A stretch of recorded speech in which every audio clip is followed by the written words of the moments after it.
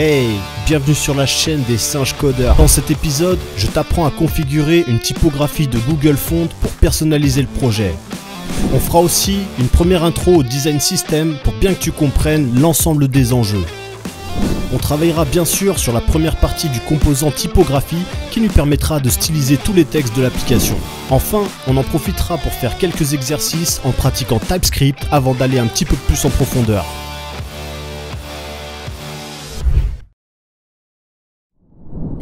Ok, donc à ce stade, l'application est prête à recevoir le code, elle a été configurée de fond en comble, bien initialisée.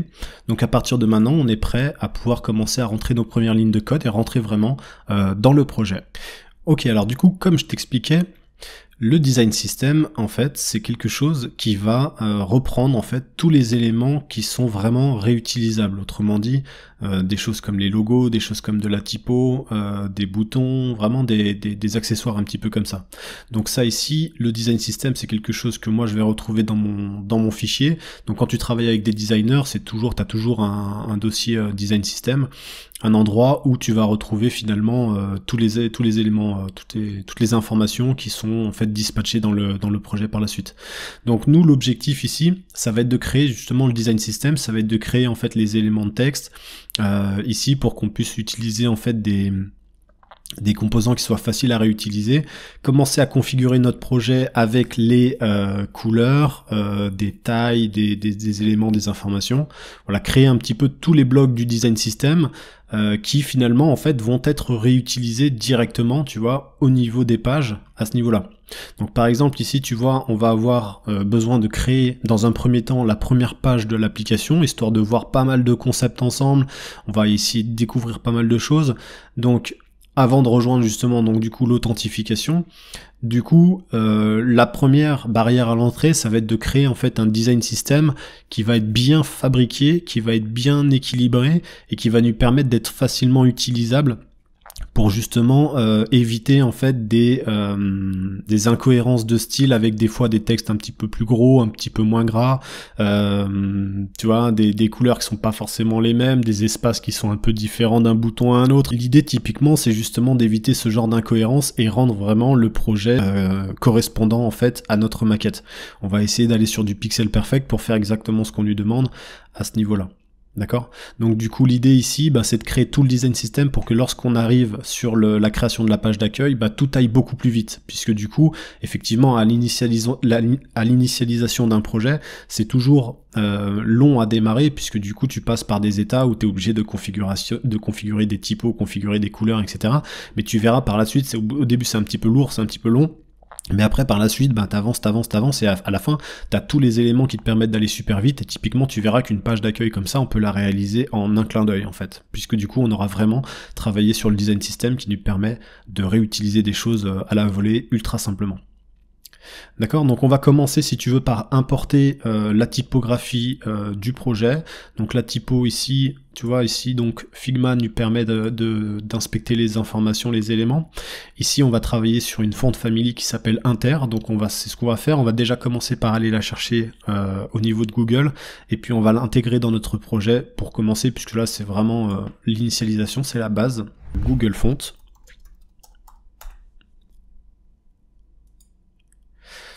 Voilà, bon, moi je l'ai déjà sélectionné, mais ici, il suffit simplement de rechercher la typo Inter. Ici, de cliquer dessus et de prendre les éléments qui nous intéressent. Alors, on n'est pas obligé de tous les prendre, puisque du coup, l'idée c'est de prendre que ceux dont tu as besoin. C'est vrai que dans un projet, en général, moi je prends au début tout, et puis ensuite j'enlève si vraiment je vois qu'il y a certaines fontes que j'ai pas utilisées. Mais des fois, t'as un petit besoin léger, donc je préfère tout prendre. Ça vaut le coup des fois de regarder. Donc ici, on a Inter. Moi, j'ai pris l'ensemble des typos, donc de 900 à 100. Ici, je vais cliquer là sur l'importation, parce que nous on va l'importer en fait plutôt comme ça dans le projet, et puis on va copier en fait cette ligne à ce niveau là. On va pas prendre les balises style, ça sert à rien. On va se rendre dans notre projet, au niveau de source on a les styles et global CSS, et nous on va plutôt l'importer dans le global CSS, puisqu'on a vu justement que global CSS était introduit directement dans la porte d'entrée de l'application, c'est-à-dire dans le fichier app. Du coup l'ensemble du projet web va pouvoir disposer de cette fonte là à ce niveau-là. Donc après on va juste donner une dimension au projet, donc on va lui indiquer si tu veux que dans le fichier de base en fait HTML, dans le fichier du corps en fait, donc ici on va taper HTML, hop. À ce niveau-là, on va déclarer en fait la font family qu'on vient d'importer ici, donc qui est inter. Donc on va l'appeler ici inter. Alors après on peut lui mettre, tu vois, une police par défaut s'il y a un temps de chargement ou des choses comme ça, tu vois, s'il y a un bug par exemple et que la typo ne peut plus être téléchargée à cette URL, s'il y a quelque chose qui a planté, si on n'est pas capable de l'afficher sur le projet, il faut comme ça un système de secours qui va te permettre d'afficher soit ça, soit carrément une typo sans sérif à la volée. Donc on va le faire. Ici, ça nous permet d'avoir une typo interparamétrée dans tout le projet. D'ailleurs, on peut, le serveur est démarré, donc ici, je vais peut-être regarder directement là. Voilà, on voit que de toute façon, on l'a vu tout de suite à l'œil, hein, on l'a vu changer. Mais si je prends à ce niveau-là, tu vois, si je survole cet élément-là, je vois qu'effectivement, couleur noire, font de 16 pixels, inter, d'accord? Donc, on a déjà la typographie qui est embarquée là dans le projet. Donc, on peut fermer cette page.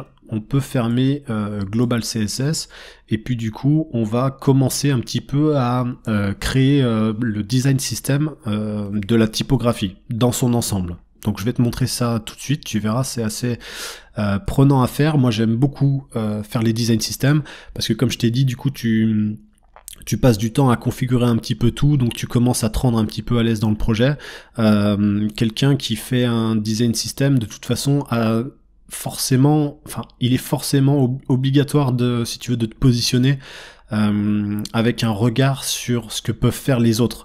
Parce que l'idée en fait de la personne qui réalise le design system, c'est de créer en fait un outil qui va simplifier la vie de tout le monde. Donc il faut qu'il soit bien fait, faut que ce soit propre, faut que ce soit compréhensif, faut que ce soit sécurisé. Donc on va vraiment travailler avec TypeScript pour sécuriser toutes les petites choses. Donc si tu veux, il faut que tu aies un regard lointain sur ce qui peut se passer et sur comment les gens vont l'utiliser de manière à ce que tu puisses justement mettre des petites barrières de sécurité et que tu puisses faire justement des petits tips pour que si la personne ne se rappelle plus comment on l'utilise, qu'elle puisse rapidement le faire, rapidement l'utiliser. Voilà, plus tu vas être bon là-dedans et plus tu vas faire les choses avec précision et plus ton projet va être de bonne qualité en fait. Donc nous on va vraiment faire un truc de bonne qualité et tu vas voir, je vais vraiment te montrer des petits tips si tu connais pas, qui vont te permettre de sécuriser comme je le disais, mais aussi de t'aider à utiliser le composant si tu l'as pas créé, parce que c'est vrai que c'est toujours difficile quand t'as pas créé les choses, t'arrives et tu utilises un composant qui a été développé par un autre dev, si tu te rappelles pas ou si tu sais pas du tout comment on l'utilise, tu vas devoir chercher, moins tu cherches, plus tu gagnes du temps et plus c'est un projet de qualité tout simplement.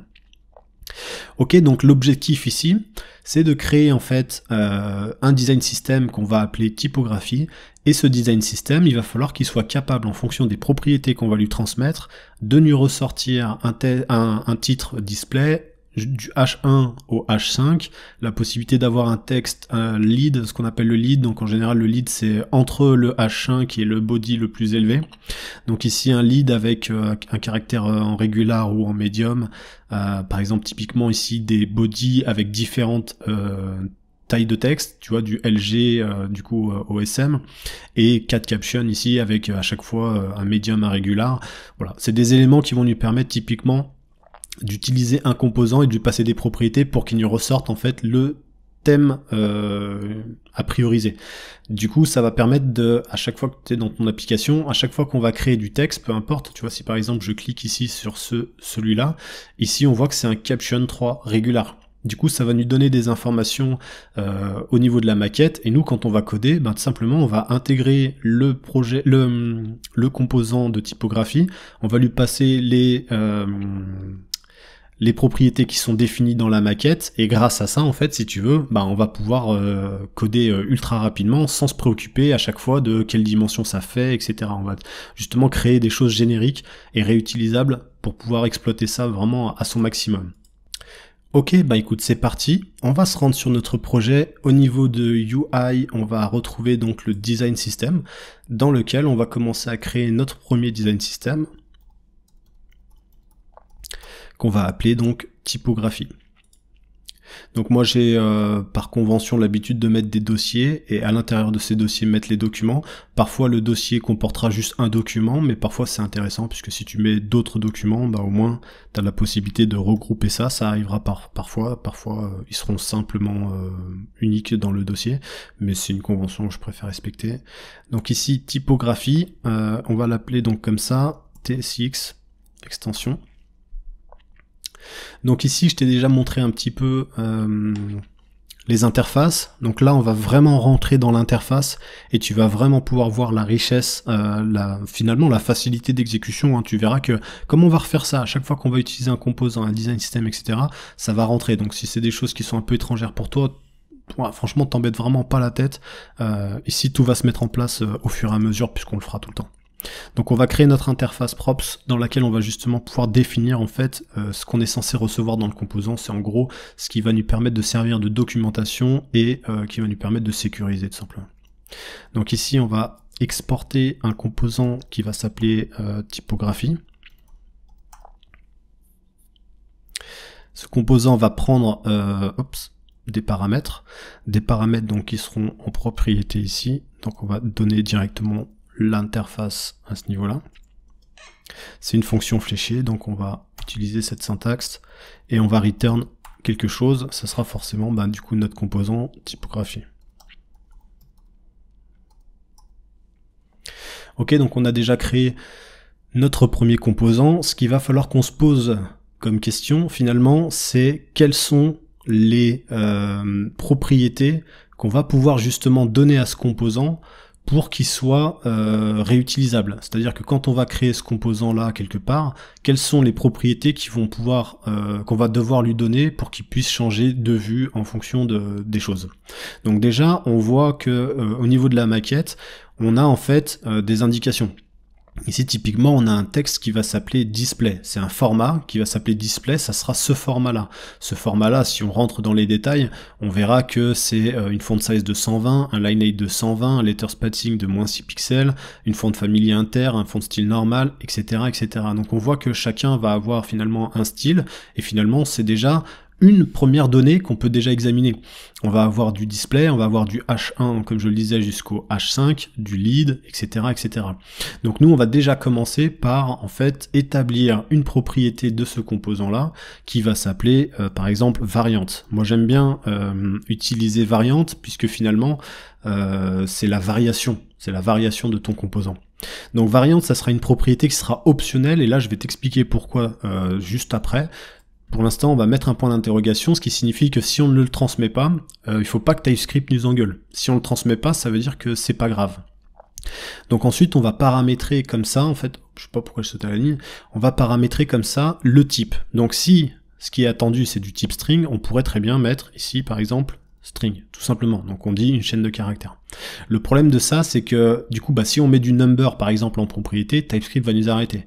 Si on lui met un string, il va pas nous arrêter. Cependant, nous, on va avoir besoin, si tu veux, de définir des propriétés qui sont bien définies en fonction des noms qu'il y a ici.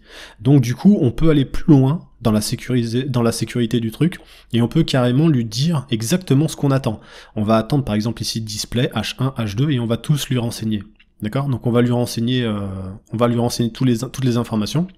Donc, plutôt que de faire ça, on va plutôt exécuter des guillemets, et par exemple le premier, ça sera display, c'est celui qu'on a vu. Ici, si tu utilises le pipe, ça te permet de dire où. Donc la props variante, ça sera soit display, soit, par exemple, H1. Et donc on va pouvoir faire ça à chaque fois. Je vais faire des copier-coller quand même, parce que ici, typiquement, on va avoir H2, on va avoir H3, on a dit qu'on pouvait aller jusqu'à H5, donc on va le faire dès maintenant. H3, H4, H5. À partir de H5, on va commencer à avoir les leads. Donc, les leads, c'est, pour rappel, c'était cet élément-là. D'accord? Donc ici finalement on aura un type en fait qui sera lead, c'est juste qu'on aura par exemple la possibilité d'avoir une propriété qui met le texte en gras, donc on va garder une seule propriété pour celui-là, et puis ensuite on va continuer avec les bodies, donc ce qui vont être LG, base, SM, et ensuite les captions qu'il y a ici, d'accord? Donc pour l'instant c'est juste ce qu'on est en train de définir à ce niveau-là, et tu vas voir vraiment la force de ce qu'on est en train de faire, puisque du coup à l'utilisation ces informations seront renseignées si on s'en rappelle plus, et donc ça va être intéressant de le découvrir ça juste après. Donc ici on va avoir body LG, finalement ici en fait ce qu'on fait c'est qu'on définit nous-mêmes les informations, d'accord, qui devront être envoyées, donc elles devront être exactes à tout ça. Si tu envoies par exemple un displays avec un S, il faudra que TypeScript t'arrête tout simplement, c'est l'idée en fait, globale en faisant ça. Donc on va avoir body base, ça va être le body de base tout simplement. Ici, je sais pas pourquoi je fais ça à chaque fois. Ensuite on va avoir body SM.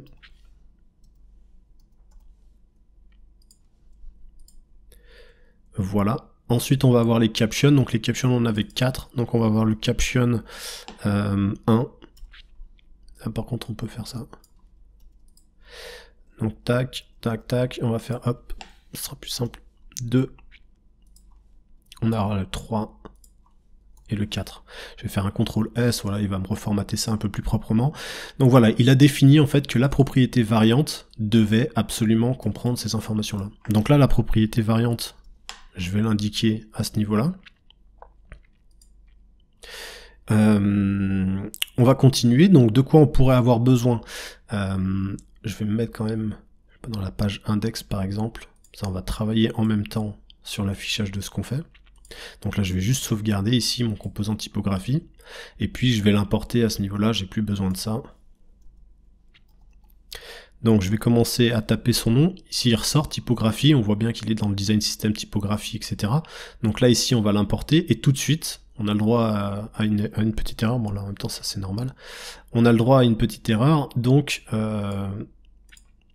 on va, hop, CTRL S, déjà on se rend compte de, voilà, comment est-ce qu'on va devoir utiliser ce composant. Ce composant, nous comment on aimerait l'utiliser, ben on aimerait l'utiliser comme ça typiquement. On aimerait l'utiliser comme ça, ou par exemple on lui passe du texte.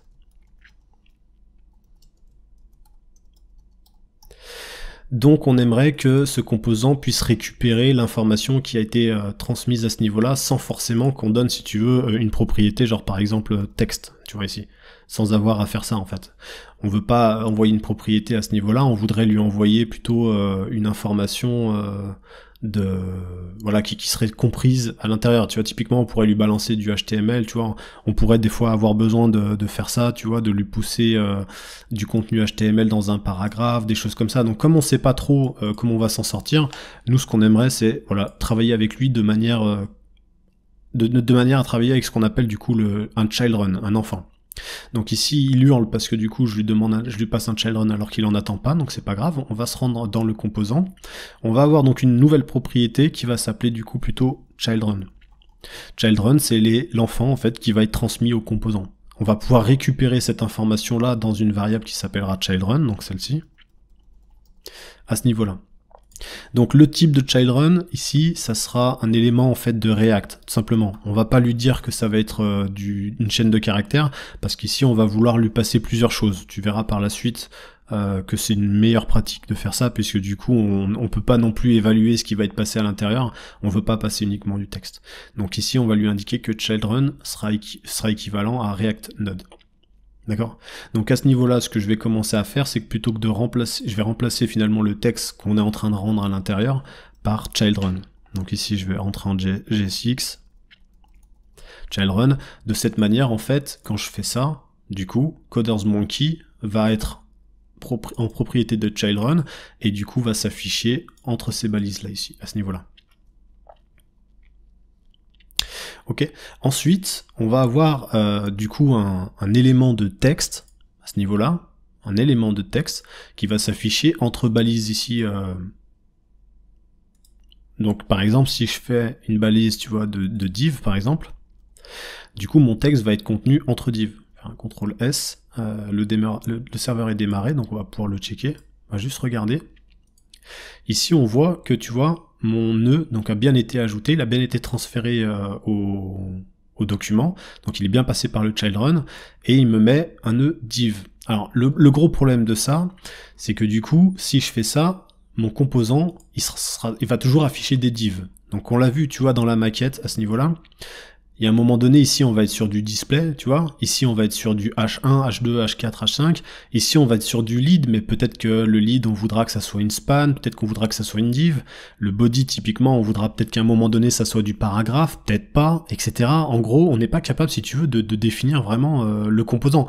Donc, si tu commences à définir le composant au niveau ici en dur, bah du coup t'es un petit peu mal si tu veux pour faire des modifications à ce niveau-là. Du coup, ce qu'on peut faire, ce qu'on peut mettre en place, c'est définir en fait les types de composants qui pourront en fait être utilisés dans le processus. Donc par exemple, typiquement, on va avoir une props, on va déclarer une propriété que nous on va appeler, hein, c'est toi qui appelle les choses, hein, d'accord? Component. Ici, je vais ouvrir une propriété qu'on va appeler component. Donc ça, encore une fois, c'est une information qui sera optionnelle, et je vais te montrer après réellement pourquoi. Donc ici, on va mettre des valeurs un petit peu comme on l'a fait tout à l'heure.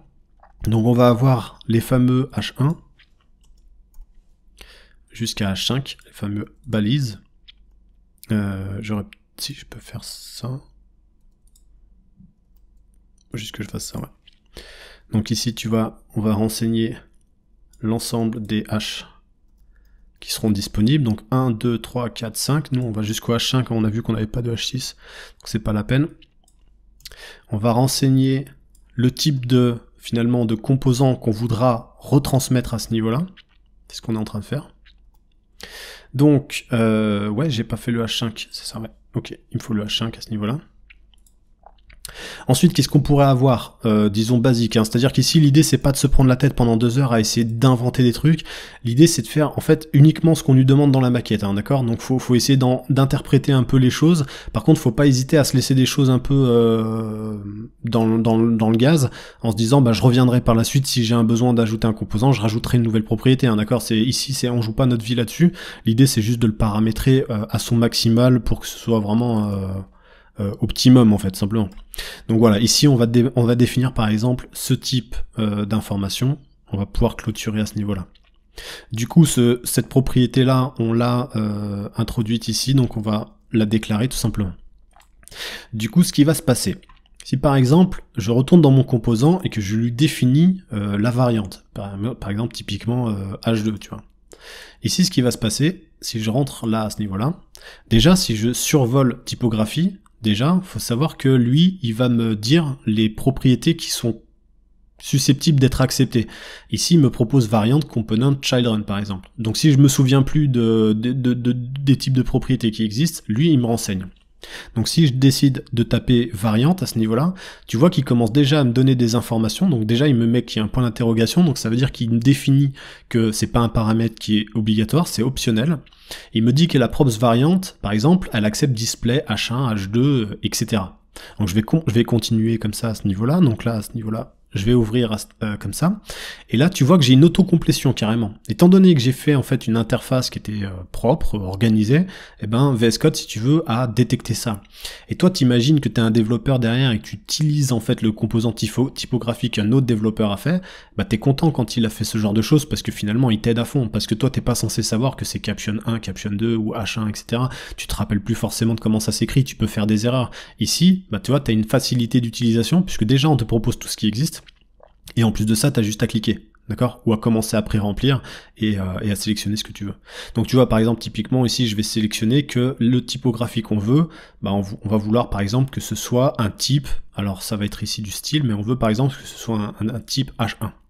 Donc la variante, en fait, grosso modo, si je reviens là, la variante finalement ça sera le style, c'est-à-dire qu'en fait la même composante typographie va soit s'afficher avec ce style-là, soit avec celui-là, soit avec celui-là, en fonction de ce que tu as défini en propriété. Si tu as demandé un body base, de base, bah tu vas vouloir qu'il se soit retransmis comme ça, d'accord? Mais si c'est du style, c'est pas nécessairement le composant qui va être retransmis derrière.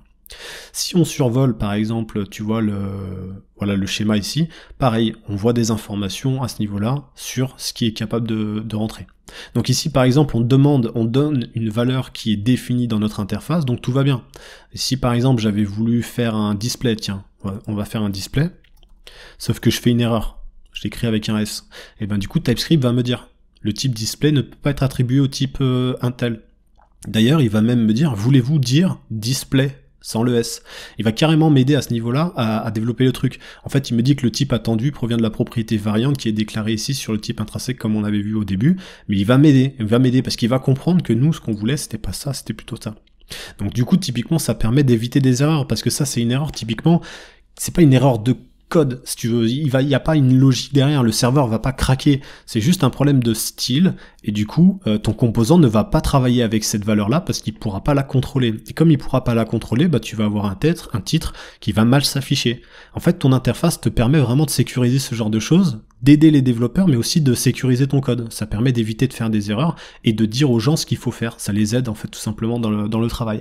Donc du coup, toi, ta vision en tant que développeur qui crée un design system, bah, c'est justement d'avoir cette vision en amont qui va pouvoir les aider en fait, si tu veux, à créer des choses plus rapidement. D'accord ? Même toi, hein, le premier, hein, quand tu reviens 6 mois dans le projet, même tu verras que 2 jours après, déjà tu t'en rappelles plus, mais 6 mois après, quand tu reviens dans le projet, tu te rappelles plus c'était quoi le caption exactement, etc. Donc c'est intéressant de créer des choses qui sont en concordance avec avec le projet, parce que du coup, quand un développeur va vouloir développer un composant, il va venir, il va faire ça, il va regarder, ici il va regarder directement, il va voir que c'est un headline 2, donc c'est les H2, boum, dans son composant, lui ici, tout de suite, il se pose pas de questions en fait, lui ici, direct, il met H2. Parce qu'il sait que ce qu'il voulait, c'était une variante. Et tu vas voir qu'en travaillant sur des trucs comme ça, tu vas extrêmement vite.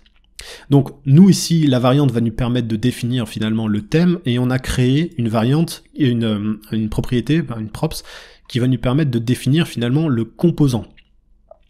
D'accord ? Donc ici, c'est légèrement différent, puisque du coup, on va plutôt agir sur le nœud qui est défini à ce niveau-là. Le variant va définir le style, mais le component, lui, va définir la div. Ok, donc comme je te le disais, ici on a donné des valeurs qui sont optionnelles. Alors pourquoi ? Parce que du coup on a besoin de définir quelque chose, parce que si on ne sait pas dans quel style ou avec quel composant l'afficher, ben, on risque d'être mal. En fait l'idée c'est de dire à ton composant, si l'information ici n'est pas transmise, on va vouloir un comportement par défaut. Ça va être vraiment notre approche tout le long en fait, à chaque fois qu'on va créer du design system, ça va être justement à chaque fois de proposer un comportement par défaut qui va être utilisé. Donc typiquement par exemple ici, si tu veux une variante, par exemple tu peux dire bah les 3/4 du temps en fait je vais plutôt écrire du paragraphe. Donc si tu veux écrire plutôt du paragraphe et que tu sais que dans la maquette globalement, ça sert à ça les maquettes, hein, justement à voir ce que tu vas faire dans le futur en fait. Hein. Si tu te rends compte que finalement l'essentiel de ton travail ça va être de créer, voilà, tu veux que par exemple quand tu renseignes le moins possible ton composant, quand tu lui passes le moins de propriétés, par exemple tu veux qu'il affiche un texte comme ça, bah tu regardes la définition du texte et puis tu te dis bah voilà je vais faire un body LG, d'accord ? Donc nous ici on va sélectionner un truc par défaut, on va dire que on veut du body SM par exemple. Donc à ce niveau-là, au niveau de la propriété qui est définie ici, on va tout simplement lui dire qu'elle est égale en fait, et elle le sera que si elle n'est pas renseignée. Donc si elle est vide, elle vaudra ce qu'on lui renseigne ici. Et on lui dira tout simplement qu'elle est égale à body SM. Typiquement, ça va être un de ces styles-là. On aurait pu faire n'importe quoi, hein, je te précise. D'accord ? On va tout simplement définir que notre body sera égal, par défaut finalement, à body SM. Le component, pareil. Le component va utiliser des éléments HTML comme on l'a convenu à ce niveau-là. Donc du coup, là, typiquement, ce qu'on va lui dire, ici, on va lui dire, hop, toi tu vas être égal en fait à component, parce qu'ici tu vas voir, il y a une petite subtilité, c'est qu'on va devoir utiliser un composant à ce niveau-là et pas un nœud simple en fait. Et donc lui on va lui dire bah par exemple tu vas être égal à, je sais pas moi, une div par exemple. Par défaut en fait, si on ne renseigne pas la valeur du composant, bah on part du principe que c'est une div. D'accord ? Ok. Du coup c'est pas très cohérent avec ce que j'ai fait là, donc du coup on va plutôt définir que c'est en fait, c'est plutôt ça qui est pas très cohérent, en fait. On va plutôt se mettre sur un H3. D'ailleurs, je vois que j'ai fait une petite erreur ici. Je l'ai mis 2 fois. Bah, tu sais quoi, regarde, on va dire que ça équivaut à un H3 par défaut. Sinon, on aurait mis un paragraphe, mais je veux pas, en fait, que quand on utilise le typographie sans mettre de propriété, on soit déjà dans un paragraphe, c'est un peu bizarre. Donc, je préfère qu'on passe sur une variante de type H3, donc ça sera un style de H3, mais par contre, ça sera un composant div, donc ça sera pas un H3, hein, d'accord ? J'espère que tu as compris à ce niveau-là. Du coup, ce composant, comment on va l'utiliser dans notre code et comment on va utiliser la variante? Alors là, c'est très simple. Le composant, on va l'utiliser ici comme un composant. Donc c'est-à-dire que du coup, je vais peut-être à la limite supprimer ça, repartir de 0 correctement. Ici, on va l'utiliser comme ça. Component, comme un composant basique. À l'intérieur, on va invoquer du coup le child run. On va déjà voir comment l'application se comporte avec ce peu de données. Ici, on a la possibilité d'avoir une variante, mais on va voir tout de suite que la variante, ça touche au style et qu'on va paramétrer des conditionnements, etc. On va pas se prendre la tête. Moi, je veux juste te montrer en fait comment est-ce qu'on va faire fonctionner la propriété de component pour générer un composant au compte-goutte en fonction d'une simple props qu'on aurait pu passer ici. Donc ici, je peux d'ailleurs supprimer la variante, on s'en fout. On va rentrer sur le projet. Donc ici, on affiche CodeMonkey basiquement. Donc comme on n'a pas rentré de propriété, ben on se retrouve avec un élément div ici qui imbrique à ce niveau-là. Il me semble que c'est... Oui, c'est ce qu'on a demandé. Effectivement, c'est ce qu'on a demandé. Donc on a une div à ce niveau-là. Du coup, si je décide de créer donc une propriété cette fois-ci component, dire que c'est égal à quelque chose, là j'ai justement la possibilité de sélectionner ce qui est possible de faire avec. Par exemple, je vais sélectionner un P pour paragraphe. Je vais juste sauvegarder, et le simple fait d'avoir fait ça fait que ça va me transformer en fait le nœud d'origine en P. Du coup, j'ai un paragraphe. Du coup, le simple fait de définir ici le type de composant qui va être rendu en typographie, ça me permet, si tu veux, de créer ce que je veux à la volée. Par exemple, je veux un H1, j'aurai un H1. D'accord? Et ça, c'est plutôt intéressant.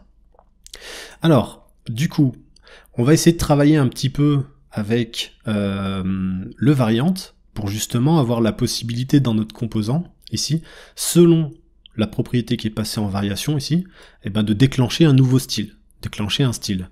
Typiquement, par exemple, si tu veux créer quelque chose qui ressemble à un H1, donc tu prends ton design system, si tu veux quelque chose qui ressemble à un H1, mais qui en fait dans ton projet n'est qu'un H3, parce que tu dois suivre la réglementation des H, etc., bah du coup ça te permet de faire ça en fait, ça te permet de dire je veux un style de H1, mais par contre, l'élément, ça faudra que ce soit un H3 dans mon code parce que j'ai déjà un H1 dans la page et je peux pas en avoir deux. Tu vois, t'as compris l'idée.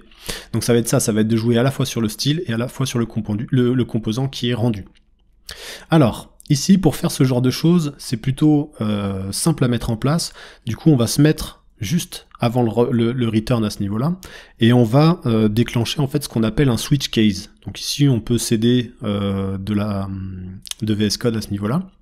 Donc un switch case, en fait, c'est un conditionnement, d'accord? Donc le switch case, c'est si, donc on va évaluer quelque chose, si c'est ça, on va évaluer ça, dans le cas où c'est ça, bah on fait ça, dans le cas où c'est ça, on fait ça, d'accord? Donc ici, on va juste supprimer le default, parce qu'on verra que dans nos prototypages, on aura toujours une valeur de défaut, en fait, qui va être retournée à chaque fois. On va faire en sorte d'à chaque fois d'avoir quelque chose. Donc forcément, on n'a pas besoin d'utiliser une valeur de défaut dans le switch case, puisque du coup tout sera traité. Donc ici le switch case est très simple, qu'est-ce qu'on va étudier? On va étudier variante.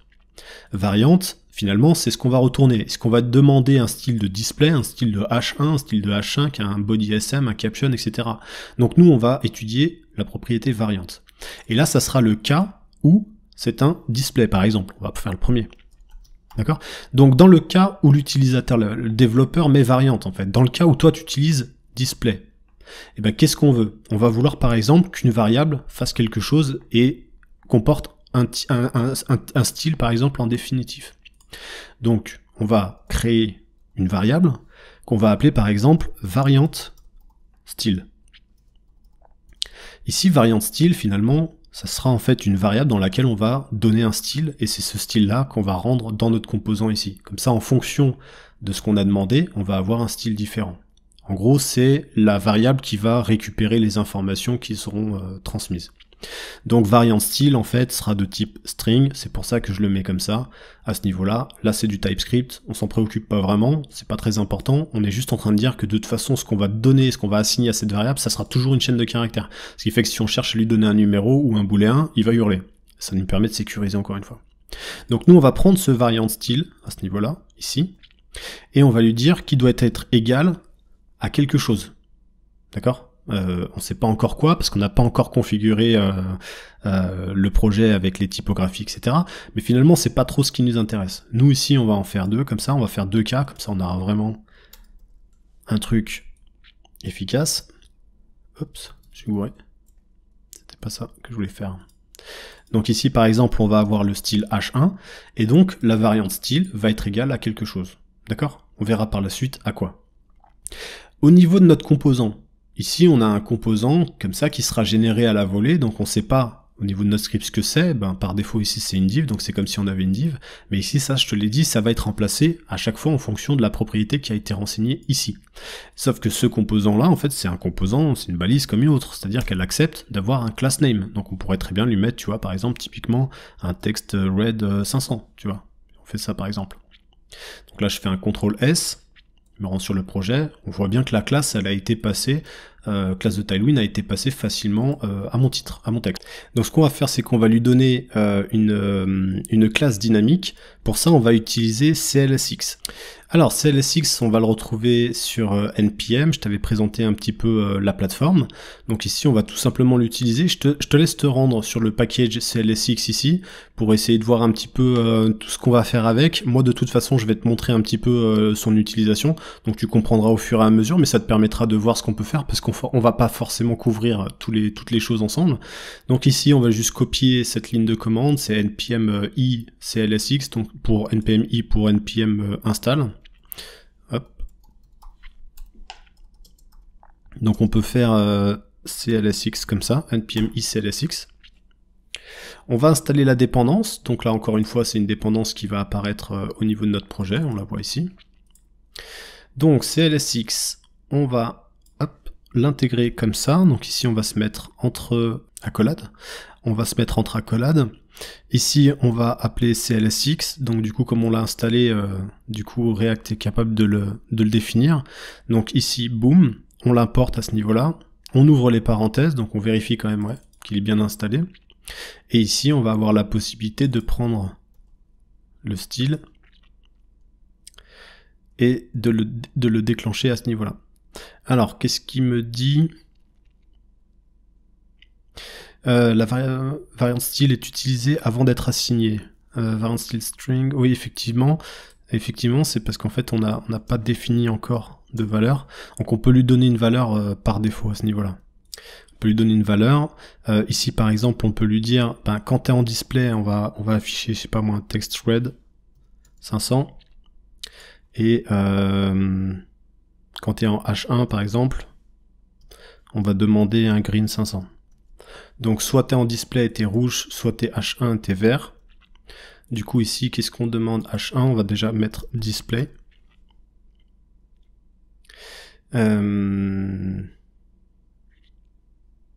Ah oui, je me suis trompé, pardon. Bah tu vois, voilà, typiquement, ça arrive vite, hein, tu vois. Même moi, je me suis demandé ce qui se passait, et TypeScript m'a indiqué directement. En fait, j'étais en train de mettre un style dans le component, et en fait, non, les components ne prennent pas display. Donc du coup, si t'as un petit trou de mémoire, tu peux checker comme ça.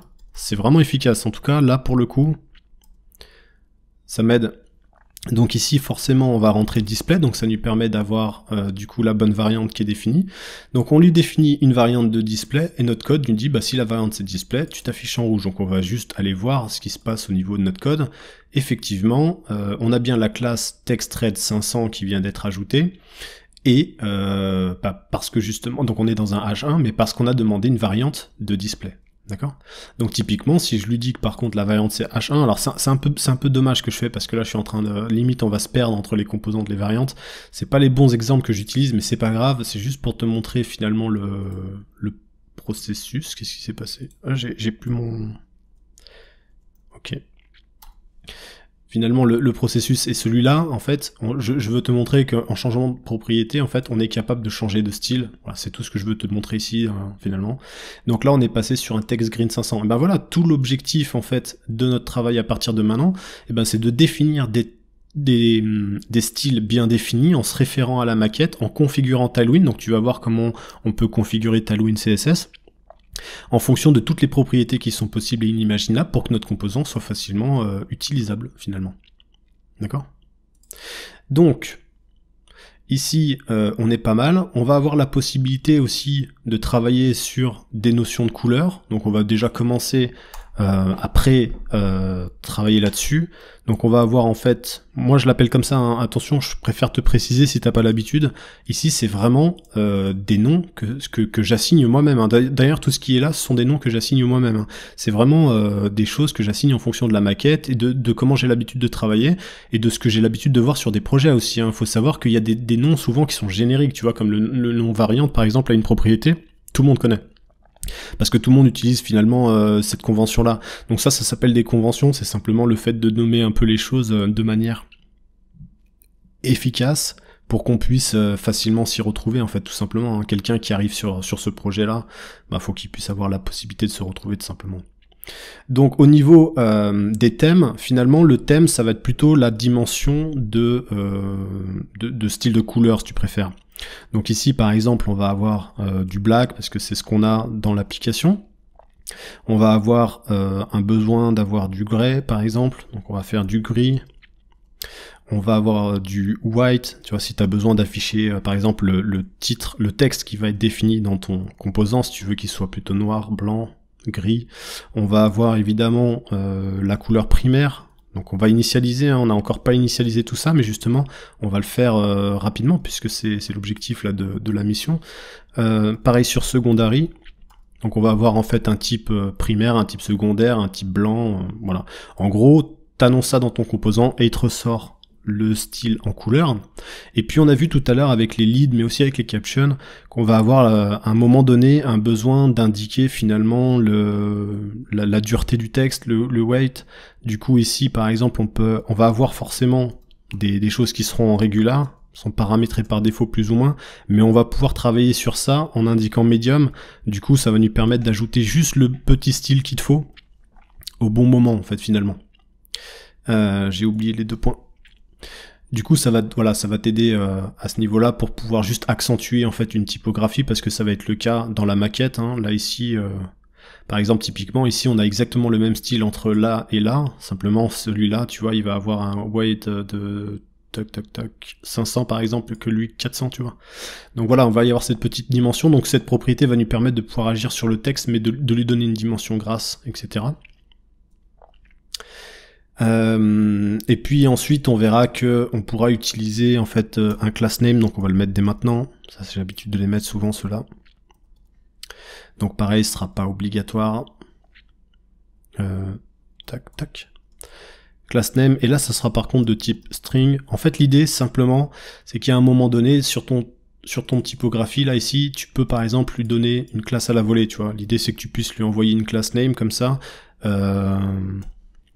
Tu vois, genre par exemple margin bottom 5, typiquement, faut que cette classe en fait elle puisse être redistribuée dans ton composant, comme ça te permet de pouvoir le customiser un peu si tu as un besoin vraiment très ponctuel. Donc tu vois par exemple typiquement le class name c'est quelque chose qu'on va envoyer par exemple ici. Donc le CLSX en fait ce qui est intéressant avec lui, alors attends je l'ai juste pas... Je vais juste faire mon travail, parce que là je parle, mais je fais pas les choses correctement. Donc ici je vais quand même continuer de déclarer les choses. Le thème, ouais, donc le thème du coup il sera par défaut, on va lui assigner par exemple la valeur black, comme ça par défaut si on renseigne pas le thème, ben ça sera par défaut, ça sera du noir. Le weight, bah lui c'est pareil, le weight ça sera du régular par défaut, comme ça c'est... Donc lui on va lui mettre régular. Voilà. Et du coup bah le class name qu'on a oublié de déclarer, hein, c'est pour ça qu'il est pas content.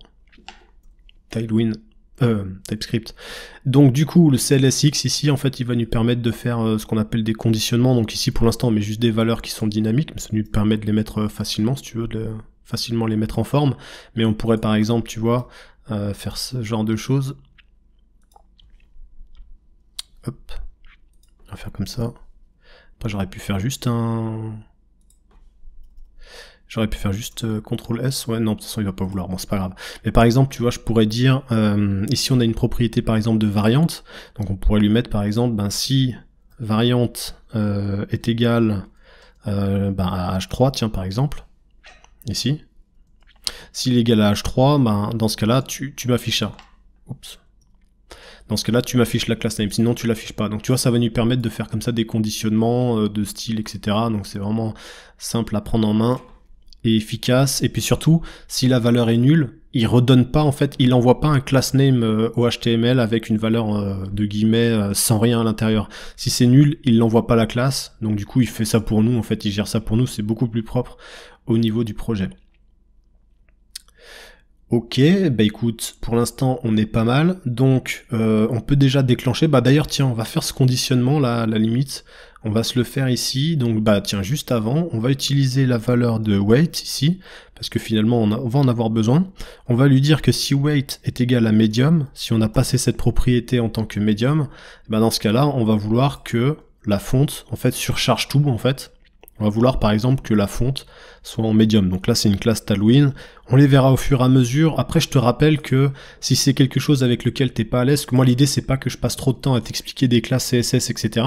Là on est dans de la logique, on essaie dans cette formation d'aller vraiment plus loin, en tout cas beaucoup plus loin qu'on y allait dans la première. Va voir la première hein, si t'es pas trop à l'aise avec les classes, parce que vraiment je décortique toutes les classes de Tailwind, etc. Comme ça, tu pourras suivre correctement si vraiment tu sens que t'es largué à cause des petits détails un peu trop techniques à ton goût, quoi. Donc ici, le weight va nous permettre, donc s'il est en médium, de pouvoir ajouter un font médium. Ici, c'est fait. Avant de partir, pense à t'abonner et laisse-moi un like pour me soutenir. Si tu rencontres des difficultés, rejoins le Slack et pose-nous tes questions. Le lien est en commentaire, je te remercie d'avoir suivi cette vidéo et je te dis à bientôt au prochain épisode. Ciao!